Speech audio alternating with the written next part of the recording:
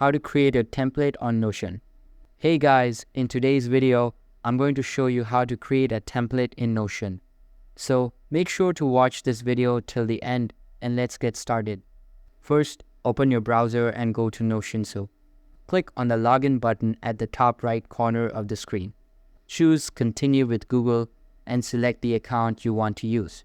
Once you're in your workspace, open the page where you want to create the template.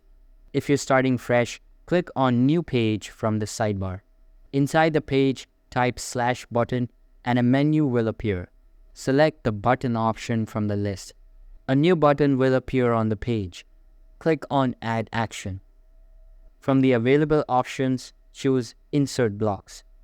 Now, define the content you want this button to generate, like meeting notes, to-do lists, or a journal prompt. Type in the content blocks carefully, as this will be your template. Once you're done, click on Done to save the button setup. Now, every time you click this button, it'll create your customized content instantly. That's all for the video.